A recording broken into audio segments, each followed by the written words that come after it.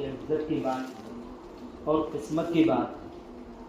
वरना दुनिया के अंदर कितने लोग रहते हैं जो किसी और मज़हब से ताल्लुक़ रखते हैं, किसी और धर्म से ताल्लुक़ रखते हैं, लेकिन अल्लाह ने हमारे साथ एहसान फरमाया कि हमें मुसलमान बनाया।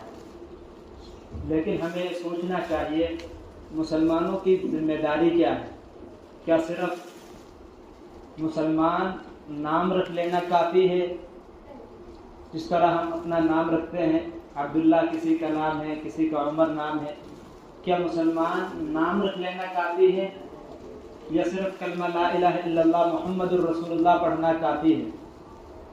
अगर हम कुरान हदीस में इसका तज़किरा ढूंढेंगे तो हमें मिलेगा कि सिर्फ नाम का मुसलमान किसी काम का नहीं, सिर्फ नाम रख लेना काफ़ी नहीं है। कुरान पाक में अल्लाह फरमाते हैं, हसिबन्नासु अन युतरकू अन यक़ूलू आमन्ना व हुम ला युफ्तनून। क्या तुम गुमान करते हो कल अल्लाह के बारगाह में अल्लाह रब्बुल आलमीन से कह दोगे कि हम मुसलमान हैं और अल्लाह ताला तुम्हें छोड़ देगा, यानी तुम्हें जन्नत जाने देगा? अल्लाह ने हमें मुसलमान बनाया है और नबी का उम्मती बनाया है। इस वजह से हम पर बहुत सारी जिम्मेदारियां डाली हैं। अल्लाह ने बहुत सारी जिम्मेदारियां हमारे ऊपर डाल दी हैं। हम जब कलमा ला इलाहा इल्लल्लाह मुहम्मदुर रसूलुल्लाह पढ़ते हैं, उसके साथ बहुत सारी जिम्मेदारियां हमारे ऊपर आयद हो जाती हैं।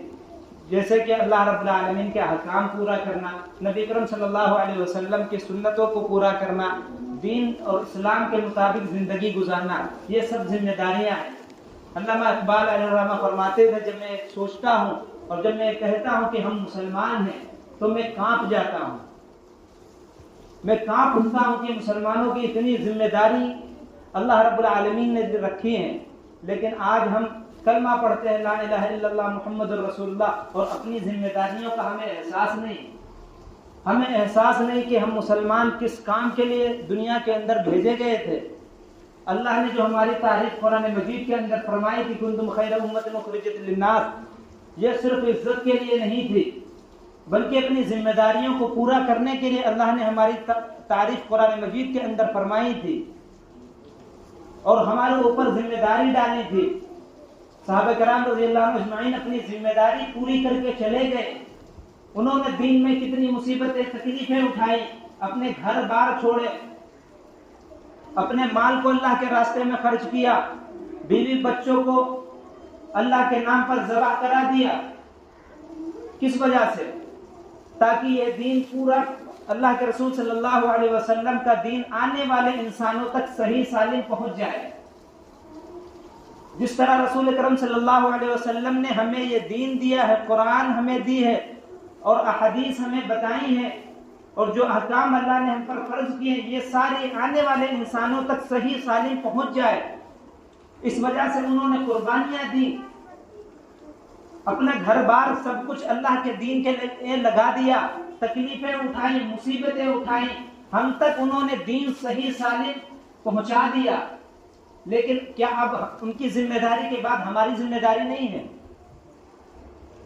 हम आने वाले नस्लों के लिए कौन सा इस्लाम तैयार कर रहे हैं? हम आने वालों के लिए कौन सा इस्लाम बता रहे हैं? वही इस्लाम जो हमने सुकून और आराम का नाम बना दिया। कौन सा इस्लाम हम आने वाले नस्लों तक पहुंचा रहे हैं?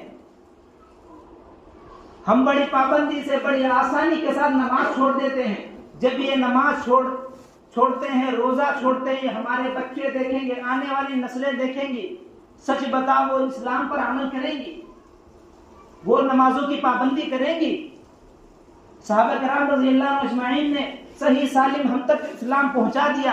अब हमारी जिम्मेदारी भी थी कि आने वाले नस्लों तक हम सही इस्लाम पहुंचाते, अपने बच्चों को तैयार करते, उन्हें दीन के बारे में बताते, उन्हें अल्लाह और उसके रसूल सल्लल्लाहु अलैहि वसल्लम के अहकाम के बारे में बताते। लेकिन क्या करें, जब हमें नहीं पता हम अपने बच्चों को क्या बताएंगे?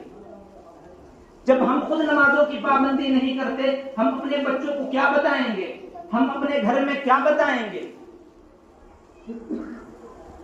कल अल्लाह रब्बुल आलमीन की बारगाह में हमें जवाब देना पड़ेगा। सहाबा किराम रज़ियल्लाहु अन्हुम अजमईन खड़े होंगे कि हम अपने माल और जान सब कुछ लगा दिया, तुमसे ये ना हो सका, तुम अल्लाह के अहकाम पर अमल करते, अपने बच्चों को सिखाते, दीन के बारे में उसे बताते, सच बताओ हम क्या जवाब देंगे? हम नमाज किस वजह से नहीं पढ़ते? क्या हमें मालूम नहीं नमाज पढ़ना जरूरी है? क्या हमने अल्लाह के रसूल सल्लल्लाहु अलैहि वसल्लम को इस दुनिया से जब जा रहे थे हमने हदीस के अंदर नहीं पढ़ा, आप बता रहे थे मेरी उम्मत नमाज ना छोड़ना?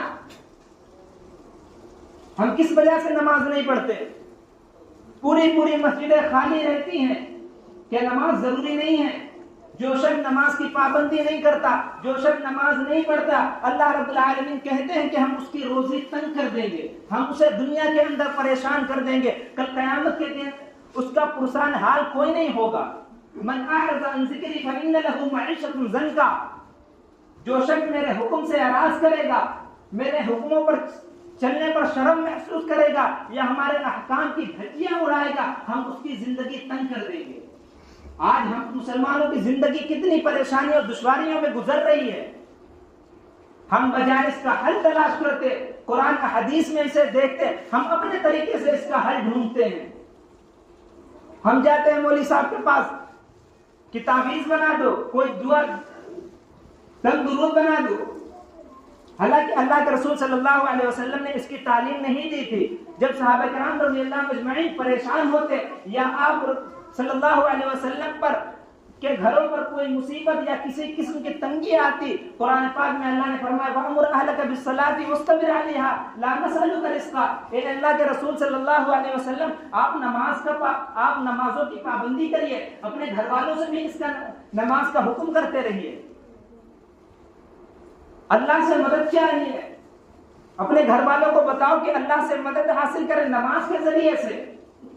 रसूल अकरम सल्लल्लाहु अलैहि वसल्लम अपने घर वालों को नमाज का हुक्म कर रहे हैं। जब भी कोई मुसीबत तकलीफ आती फौरन मस्जिदों का रुख करते थे। जब भी कोई परेशानी आती थी अपने अल्लाह से कहते थे।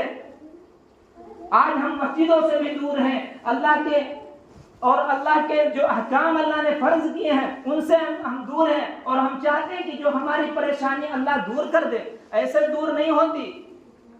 अल्लाह और बंदों की कोई रिश्तेदारी नहीं है। हजरत उमर रज़ियल्लाहु ने फरमाया था कि अल्लाह और बंदों की कोई रिश्तेदारी नहीं है, उसके अहकाम और उसकी रजा सिर्फ उसकी इबादत से हासिल की जा सकती है। वही इबादत जिससे हम लोग लाखों दूर हैं। इबादत से कितनी दूर हैं। हमें चाहिए था, जुमे का दिन है, हम सवेरे मस्जिद आते, जल्दी मस्जिद आने की फिक्र करते। हदीस में आता है जो शख्स सुबह उठकर जल्दी मस्जिद की तरफ जाता है, ईमान का झंडा उसके हाथ में होता है। जो शख्स सुबह मस्जिद में सबसे पहले जाता है, जो शख्स जुमे के दिन सबसे पहले मस्जिद जाता है, अल्लाह रब्बुल आलमीन उसके लिए दर्जात बुलंद करते हैं और एक जुमे से लेकर दूसरे जुमे तक उसके गुनाहों को माफ कर देते हैं। यह हदीस में अल्लाह के रसूल सल्लल्लाहु अलैहि वसल्लम ने हमें बताया था। सब कुछ रसूल अकरम सल्लल्लाहु अलैहि वसल्लम हमें तालीम देकर चले गए। अब हमारी जिम्मेदारी है उस तालीम को अपने बच्चों का अंदर भी बताएं और अपने घर वालों का भी इसका हुक्म करें और खुद भी उसकी पाबंदी करें। अल्लाह के रसूल सल्लल्लाहु अलैहि वसल्लम जितने इंसान फिर क़यामत तक आएंगे, आने वाले इंसानों के लिए आप नमूना हैं। अगर दुनिया के लोग तरक्की चाहते हैं, ये माल से तरक्की नहीं मिलेगी, असबाब से तरक्की नहीं मिलेगी, हम दुनिया के अंदर ऐसे कामयाब नहीं होंगे। जो मसला सहाबा किराम रज़ियल्लाहु अन्हुम अजमईन ने समझा था, हमें वो भी समझना चाहिए।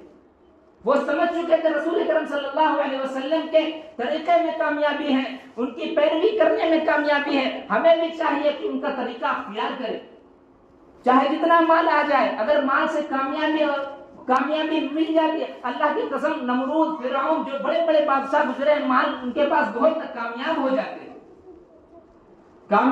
माल की कोई कमी थी, माल की कहीं कमी नहीं थी। लेकिन अल्लाह वादा कर चुके हैं कि हम माल से कामयाब नहीं करेंगे, बल्कि जब तुम दीन पर खालिसतन इखलास के साथ अल्लाह के लिए लगोगे और अल्लाह के दीन के लिए लगोगे और अल्लाह की इबादत करोगे, हम तुम्हें कामयाब करेंगे। अल्लाह वादा कर चुके, वअदल्लाहु अल्लज़ीना आमनू व अमिलुस सालिहात ला यस्तखलिफन्नहुम फिल अर्द कि हम जमीन पर तुम्हें खिलाफत देंगे, हुकूमत देंगे। व अंतुमुल अअलौना इन कुंतुम मुमिनीन, ईमान वाले हम ऊंचे होकर रहेंगे, ईमान वाले ही सरबुलंद होकर रहेंगे अगर ये ईमान वाले हैं, मुसलमान हैं, मोमिन हैं। कुरान तो बार बार चीख चीख के आवाजें लगाता है कि ईमान वाले ही, मुसलमान ही कामयाब होंगे, लेकिन हम जिल्लत और रुसवाई के समुंदर में, दलदल में गिरते हुए जा रहे हैं। कुरान तो सच बोलता है, कुरान सच्चाई की दावत देता है, कुरान ऐलान करता तुम ही कामयाब होगे, लेकिन हम अपनी हालत देखते हैं, अपना हाल देखते हैं, हम परेशानी और जिल्लत का शिकार हैं। पता चला कि हम ईमान वाले नहीं हैं, हम वैसे मुसलमान नहीं है जैसे अल्लाह और उसके रसूल चाहते हैं। अल्लाह उसके रसूल कैसा मुसलमान को देखना चाहते हैं? अल्लाह के अहकाम पूरा करे, सच बोले, झूठ से दूर रहे, शराब खोरी जो मुसलमानों में आम हो चुकी है इसे बंद कर दे, जिनाकारी जो मुसलमानों में आम हो चुकी है इसे छोड़ दे। ये काम मुसलमानों के नहीं है, ये काम अल्लाह के मानने वालों के नहीं है, ये रसूल अकरम सल्लल्लाहु अलैहि वसल्लम के मानने वालों के नहीं है।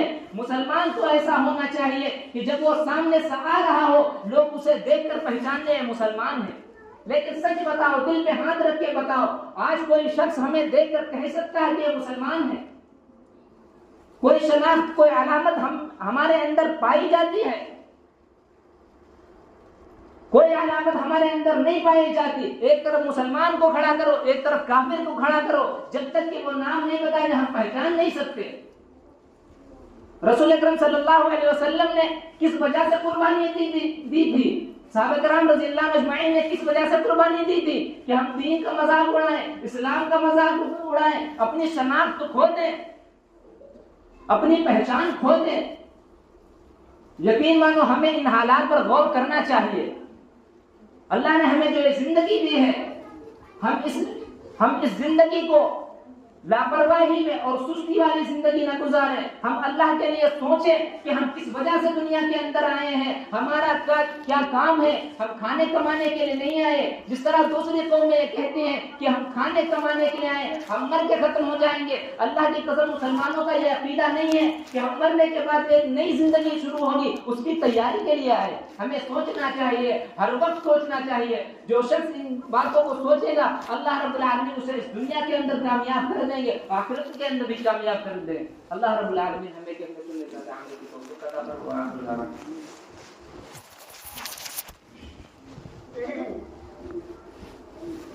अल्लाहु अकबर, अल्लाहु अकबर, अल्लाहु अकबर, अल्लाहु अकबर। अशहदु अल्ला इलाहा इल्लल्लाह, अशहदु अल्ला इलाहा इल्लल्लाह,